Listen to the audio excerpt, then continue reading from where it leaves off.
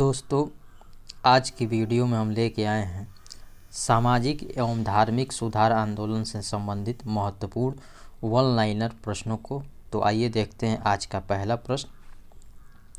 पहला प्रश्न है कि 19वीं शताब्दी के धर्म एवं समाज सुधार आंदोलनों ने जनसंख्या के जिस वर्ग को मुख्यतः आकर्षित किया वह है बुद्धिजीवी, नगरीय उच्च जातीय, उदार रजवाड़े।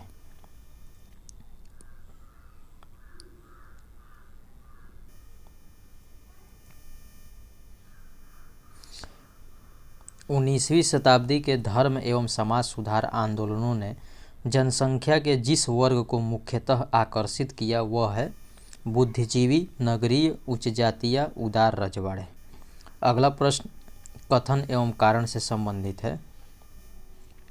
कथन है कि 19वीं सदी के सामाजिक धार्मिक आंदोलनों के कारण भारत का आधुनिकीकरण हुआ। कारण है कि सामाजिक धार्मिक आंदोलनों के मूल में बुद्धिवाद, वैज्ञानिक दृष्टिकोण तथा अन्य ऐसे विचार थे जो आधुनिकता के आधार माने जाते हैं। तो ए और आर दोनों सही है, यानी कथन और कारण सही है, और ए की सही व्याख्या आर है, यानी कथन कारण का सही व्याख्या करता है। अगला प्रश्न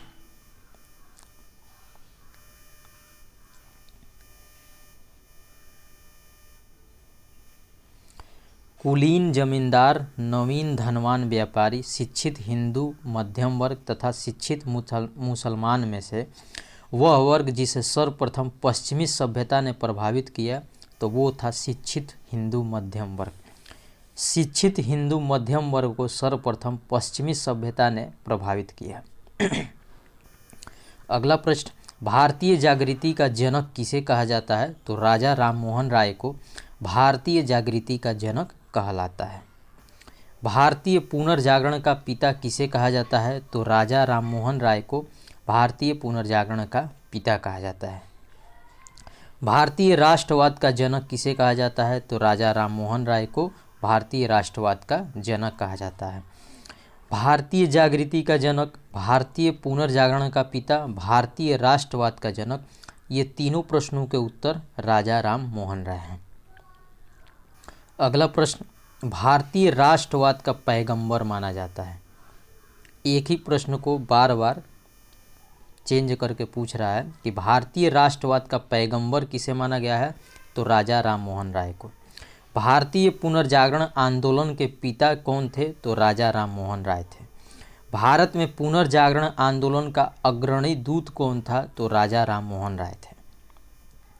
भारत का प्रथम आधुनिक पुरुष किसे माना जाता है? तो राजा राममोहन राय को भारत का प्रथम आधुनिक पुरुष माना जाता है।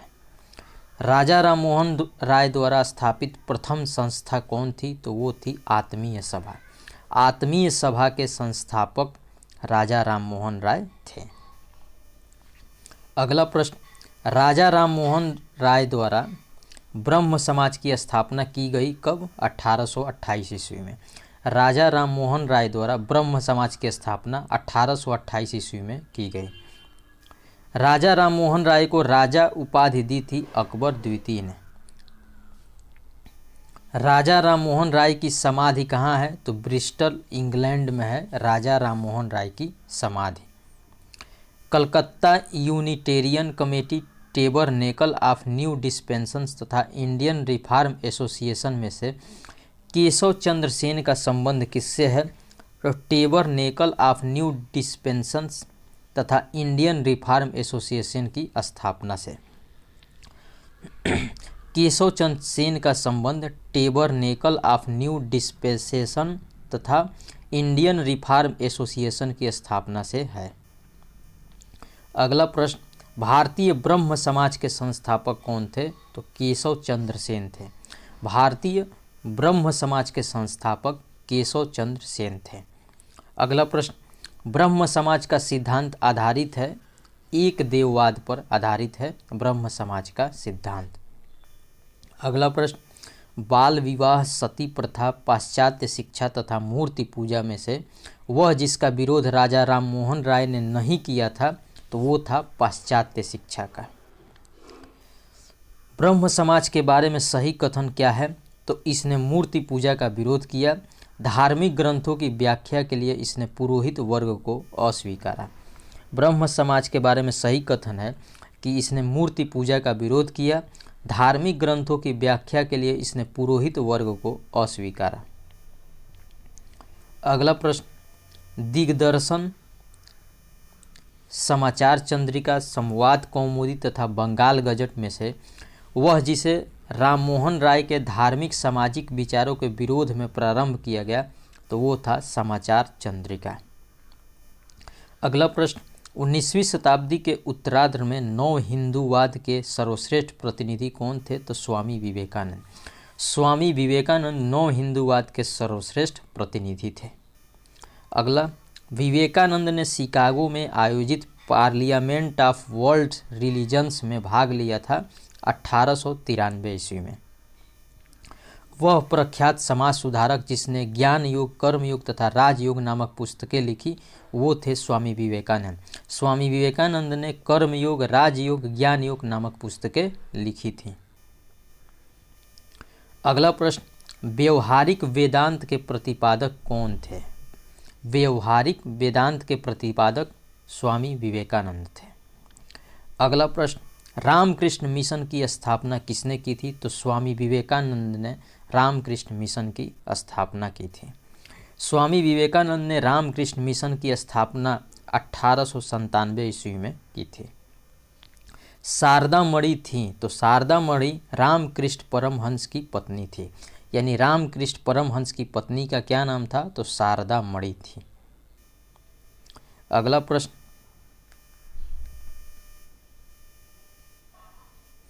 ईश्वर के बारे में सोचने के लिए मेरे पास वक्त नहीं है क्योंकि अभी इस धरती पर बहुत ही काम किया जाना है।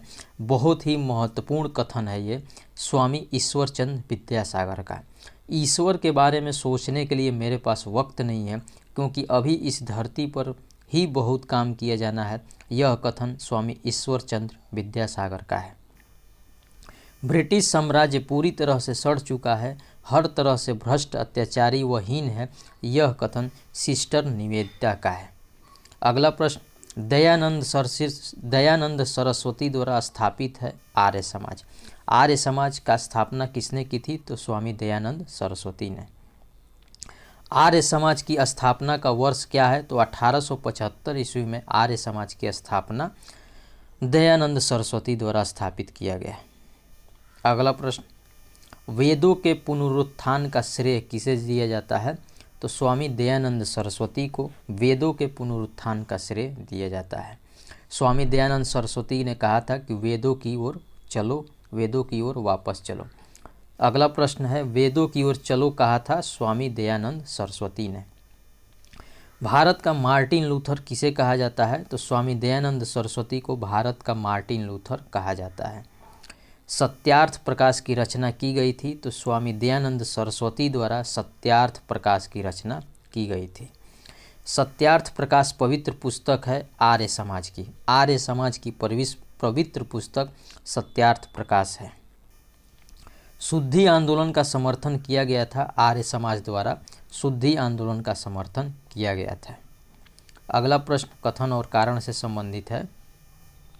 कथन है कि आर्य समाज आंदोलन ने हिंदुओं में आत्मविश्वास और आत्मनिर्भरता प्रदान किया।